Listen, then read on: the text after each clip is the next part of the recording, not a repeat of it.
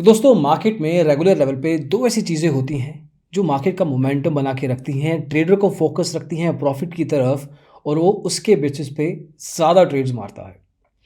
ये दो चीज़ें हैं, एक तो है आपका मार्जिन कि आपको कितना ट्रेड टर्नओवर क्रिएट कर सकता है, दूसरा है कि आपके खर्चे क्या हैं। मार्जिन जितना ज़्यादा मिलेगा, खर्चे जितने कम होंगे, उतना ही एक ट्रेडर का फोकस बनता है, मार्केट उसको अट्रैक्ट करती है। क्यों? क्योंकि उसका प्रॉफिट पोटेंशियल ज़्यादा हो सकता है। ह्यूमन टेंडेंसी है, वेरी नॉर्मल। अब बहुत टाइम से ऑब्वियसली हम मार्जिन को फोकस कर रहे हैं और है भी बहुत सारी चीज़ें, लेकिन अब देखेंगे कि किस तरह से इंट्राडे मार्जिन रूल और जो भी मार्जिन की फैसिलिटीज़ कर्व करने की कोशिश हो रही है, उसकी वजह से कमोडिटी फ्यूचर्स में क्यों फ़र्क आ रहा है, क्यों कमोडिटी फ्यूचर्स का फॉर्मेट कम अट्रैक्टिव हो रहा है। तो आइए शुरू करते हैं।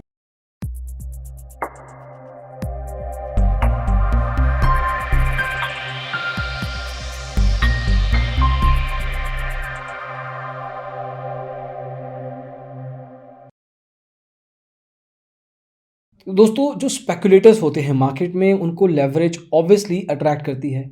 जितनी ज़्यादा लेवरेज रहेगी उतना स्पेकुलेटर ज़्यादा आएगा, जितनी कम लेवरेज रहेगी स्पेकुलेटर उतना दूर भागेगा, कोई और अपॉर्चुनिटी देखेगा। और जैसे जैसे स्टेज वाइज लेवल पे हर 3 महीने बाद लेवरेज को कम किया जा रहा है, मार्जिन को एक तरीके से कर्व किया जा रहा है, उसकी वजह से ये ट्रेंड अब कमोडिटी फ्यूचर्स मार्केट में भी दिखने लगा है नंबर्स के साथ। अब हम अगर देख रहे हैं हर चीज़ को, तो सर्टेन लेवल पे एक तरह से बनता है कि हम नंबर्स और जगह से खोज के लाएं, किस तरह से इम्पैक्ट बढ़ रहा है पूरी मार्केट की टर्नओवर को। और अब जाके कमोडिटी के फ्यूचर्स सेगमेंट में भी ये चीज़ दिख रही है। अगर हम नवंबर 2020 की बात करें और आज की उसके साथ कंपैरिजन करें अप्रैल 30 को, तो 23% का डिफरेंस, 23% का डिफरेंस आया है, कम हुआ है टर्नओवर। मतलब एक चौथाई एक तरह से कमोडिटी फ्यूचर्स में मार्केट में कम हुआ है। मार्च में ये 28% था, तब जाके आपको पता है कि 50% का रूल इम्प्लीमेंट हुआ था। तो एक तरीके से अब ये सिर्फ इक्विटी इंट्राडे नहीं, बाकी सेगमेंट्स में भी अपना जलवा दिखा रहा है, अपना एक तरीके से प्रॉब्लम क्रिएट कर रहा है।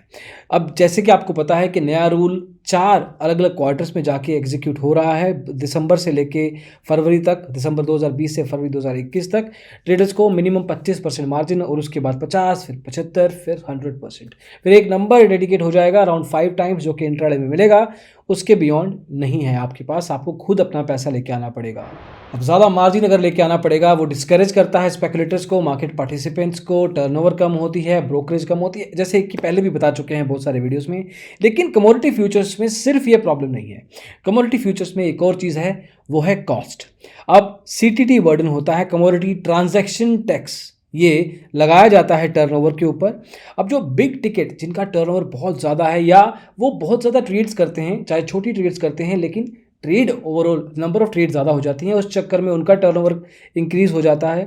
तो 2012 में सीटीटी को कमोडिटी ट्रांजैक्शन टैक्स को इंट्रोड्यूस किया गया था। तब ध्यान से सुनिएगा, ये नंबर 148.9 लाख करोड़ रुपए का टर्नओवर 2012 में था।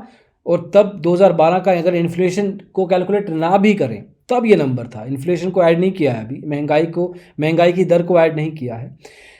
तो 148.9 लाख करोड़ 2012 में, 2020 में ये नंबर है 87.3 लाख करोड़। तो एक तरीके से आप समझ के चलिए कि बहुत ज़्यादा फर्क आया है टर्नओवर पे भी। क्यों? क्योंकि यहाँ पे अब नया खर्चा भी ऐड होता है और उसकी वजह से higher margin, higher cost, the segment is gone as well. अब चलो, एक तरफ हम ये कहते हैं, नंबर्स लेके आए हैं, एक पर्सपेक्टिव हो सकता है, लेकिन नरेंद्र वधवा जो कि कमोडिटी पार्टिसिपेंट्स एसोसिएशन के प्रेसिडेंट है, उनका कहना है कि जून में अगर तीसरा इंप्लीमेंट हुआ फेज, जो कि मोस्ट लाइकली होगा, उस केस में फ्यूचर्स का वॉल्यूम और भी कम हो जाएगा और इसका इम्पैक्ट कॉस्ट और बढ़ जाएगा।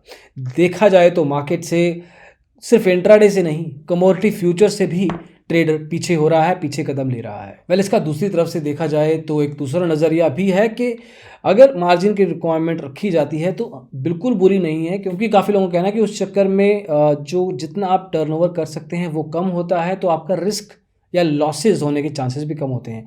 वो पॉइंट गलत नहीं है, लेकिन सबके लिए यही रूल लेके आना ही प्रॉब्लम है। हम पहले भी एक वीडियो में कवर कर चुके हैं कि इन सब का जो लॉस हो रहा है, मतलब यहाँ पे जो कमोडिटी फ्यूचर्स या इंट्राडे से जो लोग जा रहे हैं, ज़्यादातर ये शिफ्ट ऑप्शंस ट्रेडिंग में देखा जा रहा है। वहाँ पे टर्नओवर का इंक्रीज सर्टेन लेवल पे है।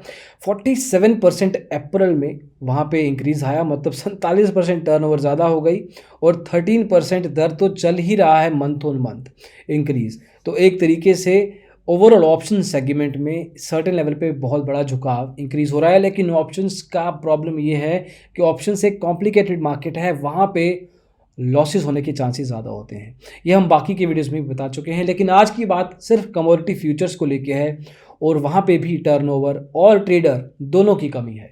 तो दोस्तों, ये हैं पूरे नंबर्स, पूरे डेटा के साथ फैक्ट्स रखने की कोशिश की है। किस तरीके से आप खुद भी जाके चेक कर सकते हैं। ये एनएसई और बीएसई की वेबसाइट पे, एमसीएक्स की वेबसाइट पे भी ये नंबर्स मौजूद रहेंगे। सर्टेन लेवल पे ये वैलिडेट किया जा सकता है डेटा, लेकिन पॉइंट ये है कि इंडस्ट्री में बहुत डायनामिक्स चेंज हो रहे हैं। एक तरीके से इंडस्ट्री का जिस तरह से एक इकोसिस्टम बना हुआ था, वो इकोसिस्टम डिस्टर्ब नहीं तो लेकिन एटलीस्ट चेंज तो हो रहा है। पॉजिटिव लेवल पे या नेगेटिव लेवल पे वो आप अपने हिसाब से बता सकते हैं। ज़रूर कमेंट्स में आपकी क्या राय है कि कमोडिटी फ्यूचर्स में अगर आप पहले ट्रेडिंग करते थे या अगर अभी भी करते हैं, तो आपकी क्या सोच है, वहाँ पे क्या हो रहा है। अभी के लिए दोस्तों बस इतना ही। होपफुली ये इन्फॉर्मेशन आपको पसंद आई हो। अगली वीडियो में जल्दी ही मिलेंगे। Take care, bye bye.